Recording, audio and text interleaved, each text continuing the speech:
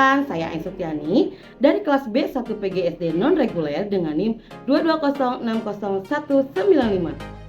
Warahmatullahi wabarakatuh. Perkenalkan, nama saya Tita, kelas B1 dengan NIM 220600374. Hai teman-teman, perkenalkan nama saya Nani Nurandari dengan NIM 220603007. Halo, perkenalkan nama saya Alvina Wika, NIM 220600259 dari B1 kelompok 1. Assalamualaikum warahmatullahi wabarakatuh. Perkenalkan, nama saya Rahmi Azri Andiani dengan NIM 220600301 dari kelas B1 kelompok 1. Halo, perkenalkan nama saya Asti Ananda dengan NIM 220600331 dari kelas B1 kelompok 1. Perkenalkan, nama saya Istia Hilatul Aulia dengan nomor NIM 220600256. Perkenalkan, nama saya Yulistiawanti dengan NIM 220600319. Assalamualaikum warahmatullahi wabarakatuh. Perkenalkan, nama saya Dina Anggraeni dari kelas B1 non-reguler dengan NIM 220600265. Assalamualaikum warahmatullahi wabarakatuh. Perkenalkan, nama saya Arinda Mayanti, kelas B1 PGSD non-reguler 2022 dengan NIM 220600235. Terima kasih. Oke, sebelum kita pergi, kita berdoa dulu, berdoa sesuai kepercayaannya masing-masing, berdoa dimulai.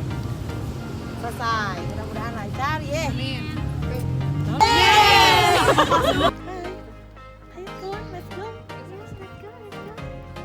Batik itu sebenarnya hanya ilmu tekstil, sebagian daripada ilmu tekstil itu sendiri.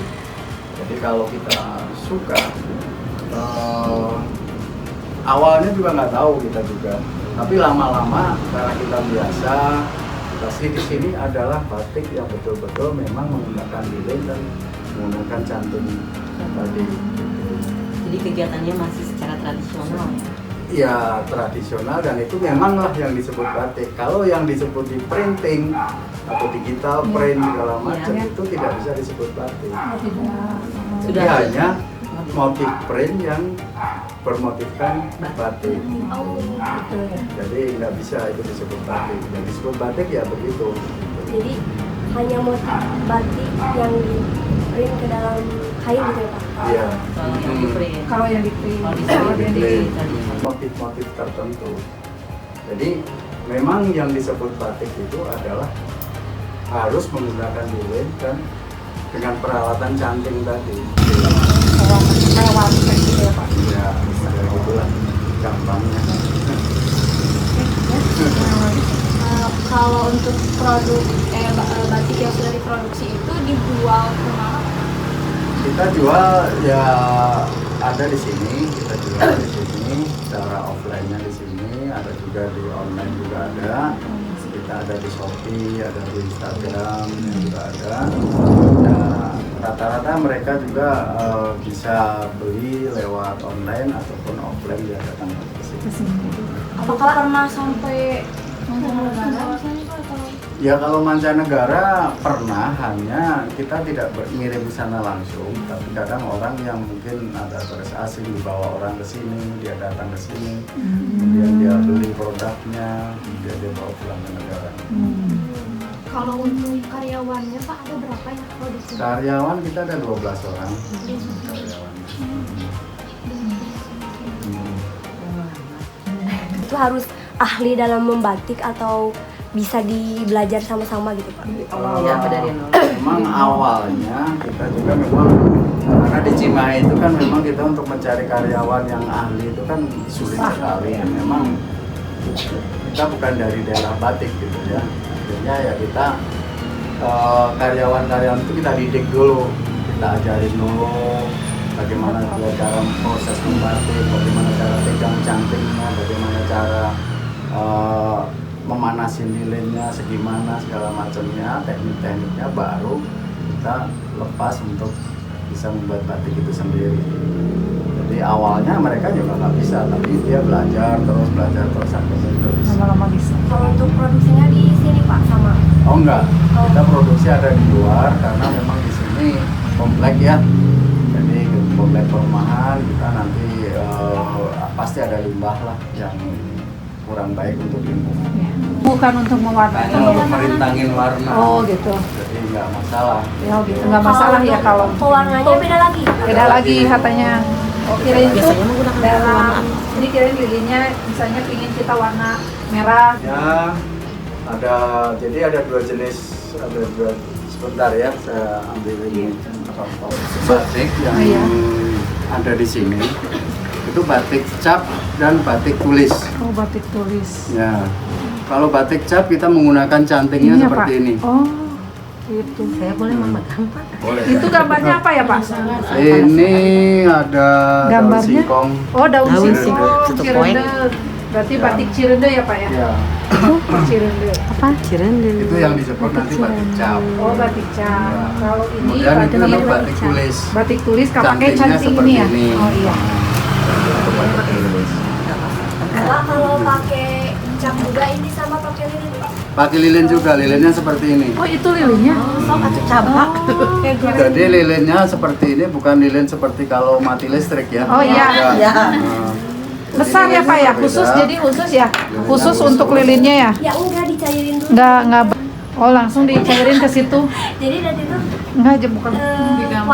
di wajah gitu. Oh iya iya.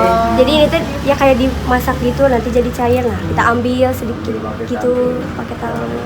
mungkin udah pernah ya batik-batik. Dipakein dulu lilin ya Pak ya. Nah terus dicelup ke warna. Ya, Nah langsung lilinnya di lepas lagi. Dilepas. Oh. Lilin itu hanya untuk merintangin warna. Oh iniin warna. Nah, jadi nanti akhirnya lilin juga tidak diikutkan di dalam selesai, enggak ada. Oh nggak ada Jadi ya? tidak katakan supaya ada turis dari luar gitu ya ke sini. Nah itu promosinya gimana Pak? Ya kita promosi ada lewat media ya, ada media cetak ataupun elektronik juga ada, kita juga ada kadang muncul di TV atau apa, itu dari awalnya begitu. Supaya ada wartawan Pak? Sering ada wartawan dan mereka melakukan wawancara di sini dipublikasikan. Nah untuk pemilihan kain sendiri Bapak, apakah ada kain khususnya? Misalkan ini untuk batik nih, memang bagus sih. Seperti apa bisa Jadi diberikan kalau contoh? kain itu yang bisa dipakai batik itu hanya kain-kain yang mempunyai kain serat alam. Jadi serat alam itu maksudnya begini, kain serat alam itu seperti contohnya katun, itu baru bisa dipakai batik. Kemudian viskos itu kain yang terbuat dari serat-serat batang pinus. Kemudian kain sutra yang bisa dipakai untuk batik. Selain itu nggak akan bisa dipakai untuk batik. Berarti kain-kain pilihan tersendiri ya? Ya. Nah untuk penjualan biasanya rate harga berapa Bang? Kalau rate harga kita dimulai dari 175.000. Nah itu kain saja atau memang sudah jadi? Sudah jadi batik. Sudah jadi. Nah, maksudnya udah jadi kain batik. Ya, gitu maksudnya sudah jadi kain. Belum jadi baju, belum Ya. jadi blus atau belum jadi Ya. kain, baru kain.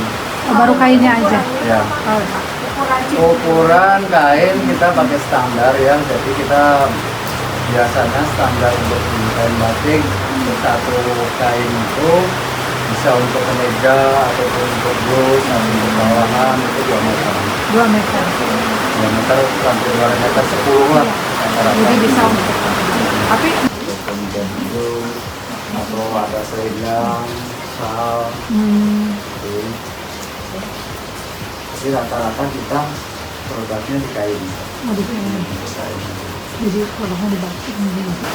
Ingin mengajarkan kepada anak SD, apakah ada paketan yang untuk pemula untuk mengajarkan ke anak SD bawa ke sekolah? Soalnya cukup lumayan juga kalau satu paket itu kita harganya hampir 100 ribuan lah untuk satu ini. Udah lengkap. Udah lengkap. Ada canting satu, ini ada lilinnya, ada kainnya, tapi kainnya nggak banyak juga. Paling ukuran 30 kali 30. Warna. Nah, kalau untuk Karena kita sebenarnya tempatnya kita memang tidak memungkinkan itu ya. Tadinya biasanya kita dulu sebelum di sini tuh kita di depan di sana. Yang depan itu ya Pak ya? Ya? Betul. Kita ada space ruangannya besar, sehingga kita bisa menerima anak-anak untuk pelatihan batik di sana. Jadi itu satu paket ya, untuk pemula, bagaimana cara membuat batik, bagaimana cara mencantik, segala macam itu kita ajarkan. Ya, kalau mandiri Pak bisa nggak kalau beli bahannya aja nanti di sekolah kita yang ke anak di praktekin bisa aja. Tapi mungkin harus koordinasi dulu lah kita nanti pesan dulu misalnya untuk kapan misalnya nggak bisa karena kita tidak menyediakan gitu sebenarnya. Tapi kalau kita diminta misalnya untuk berapa paket misalnya untuk beli berapa paket ini terdiri dari lilinnya, dari cantingnya, dari kainnya, dan dari pewarnaannya segala macam. Nah itu nanti dalam satu paket kita menginginkan berapa paket di situ baru kita bisa. Paling yang pemula dulu ya Pak. Ya. Kalau diperkirakan karena memang mereka rata-rata yang datang itu bisa yang sudah ahli. itu sampai bisa itu Pak, misalnya sampai bisa itu berapa minggu atau berapa lama waktunya mungkin? Ya, jadi kalau kita ditanya tentang bagaimana awal mulanya lembur batik, jadi memang lembur batik Cimahi ini kita lepas dari awal mula adanya batik Cimahi. Jadi di batik Cimahi kita harus bicara sejarah dulu tentang batik Cimahi itu sendiri.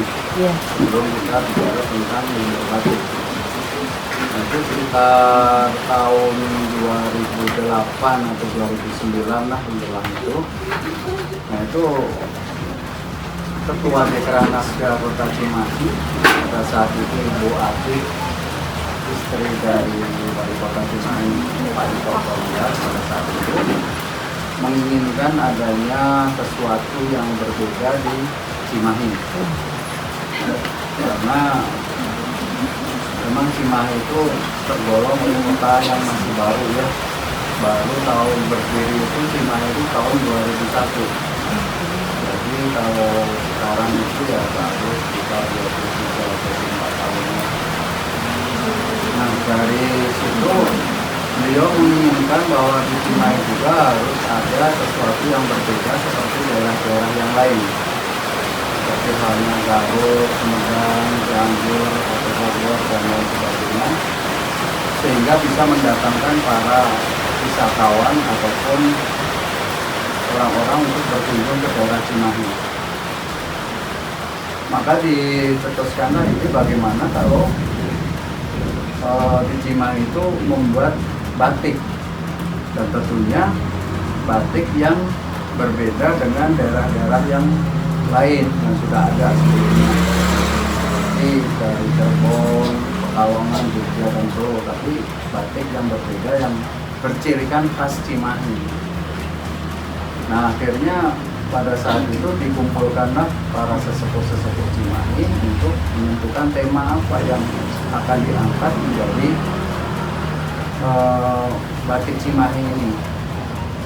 Nah setelah singkat cerita dari sesepuh-sesepuh itu menentukanlah 5 tema motif yang akan diangkat menjadi motif batik Cimahi.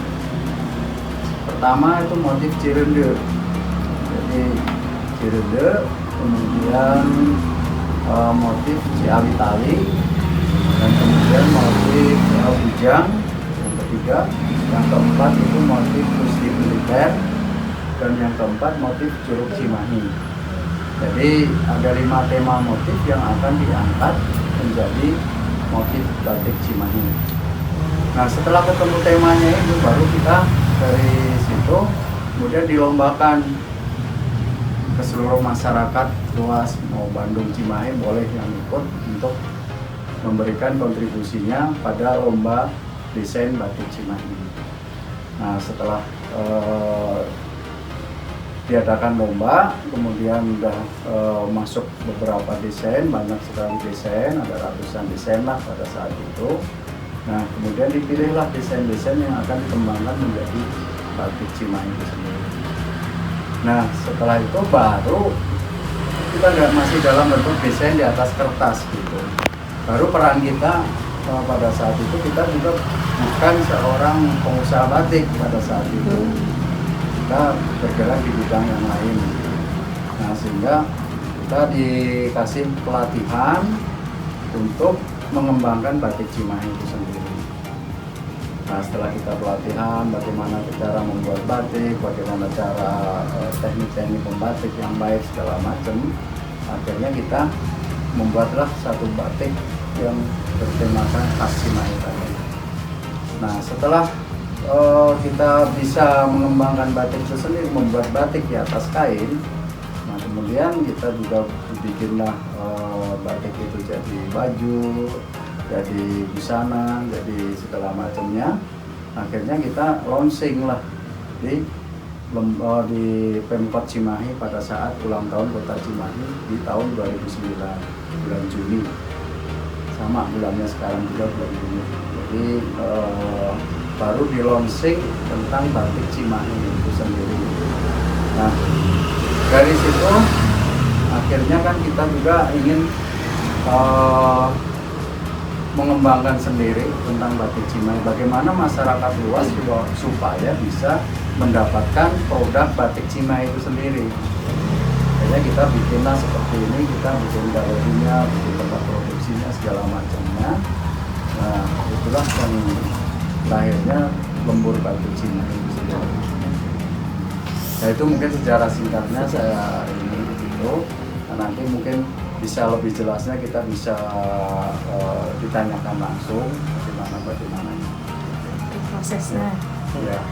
Bapak kalau Cantiknya udah cantiknya, bagus, segala macamnya berbagai ukuran kan cantik juga ada ukurannya. Nah, itu bagaimana cara mencantiknya itu 3 bulan juga udah mahir lah. kalau dulu itu kan ada batik Cimahi, ada batik Pekalongan, pasti bersaing ya Pak itu sama bagaimana cara Bapak menangani kendala-kendala Tantangan saat persaingan, tantangan persaingan. Kan kita punya ciri khas ya, karena ciri khasnya ya beda-beda gitu. Kalau memang walaupun itu batik Pekalongan, batik Cimahi, batik Cirebon segala macam, kalau orang menginginkan bahwa kita saya pengennya batik Cimahi, ya karena ya selera lah, Selera masing-masing mungkin ya Pak ya. Tapi itu ya yang lembur itu dari proses di batik printing ya. Karena dia prosesnya itu hanya di permukaan saja. Kemudian pada saat dia fiksasi atau penyatuan antara warna dengan kain itu dia kurang.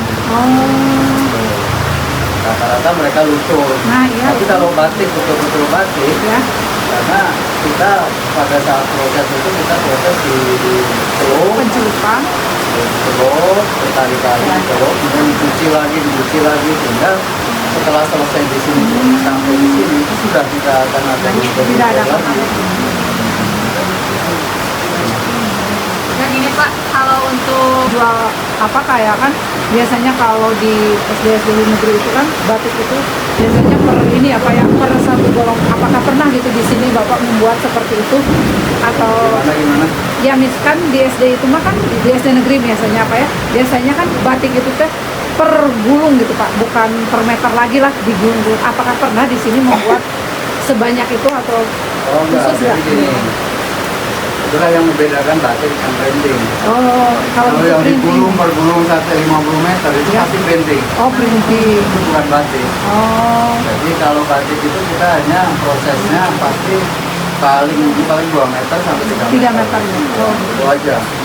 Kalau sudah di dalam satu gulung per gulung itu pasti di prosesnya proses printing. Jadi misalnya untuk seragam SD, SMP, SMA itu pasti kain printing karena secara harga pun nggak akan kena ya. Mungkin lebih lebih murah yang printing ya Pak ya dibanding Ya jauh. jauh ya. Jauh lebih murah printing. Bahannya juga mungkin ya dari Ya. bahan. Dari bahan, dari Kualitasnya ya. Ininya beda. Ini tentang batik yang ada di Cimahi. Terima kasih atas waktunya. Apalagi paling kami tutup saja dengan membaca hamdalah bersama-sama ya. Alhamdulillah. Terima kasih. Wassalamualaikum warahmatullahi wabarakatuh. Boleh Pak, kita mau Wah, tunggu sih Bapak. Oh iya Bapak, dokumentasi dulu Bapak. Oh boleh. Alhamdulillah.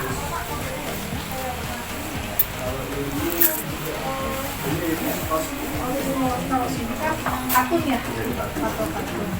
Lebih mahal bahan sama aja. Sama aja. Sama tapi aja. lebih tergantung dari motifnya sama. Itu lebih mahal viskos sedikit. Oh lebih mahal viskos sedikit. Oh iya. Nih ini. Kata ibu ada nggak? Yang biru. Ya. Iya bisa dipakai untuk baju yang ya seperti atau rok ini, rok seperti ini.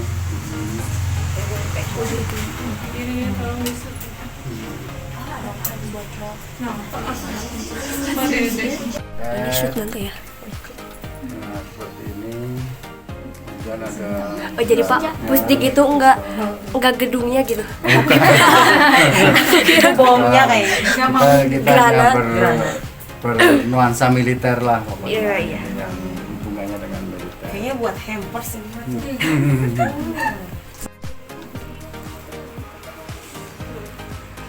Ini semua ini Pak, canting. Kenapa? Ini semua teknik Iya, canting. iya betul. Semua pakai teknik cantik. Ini udah banyak. Jadi dalam satu tema motif itu kita bisa bikin bermacam-macam desain.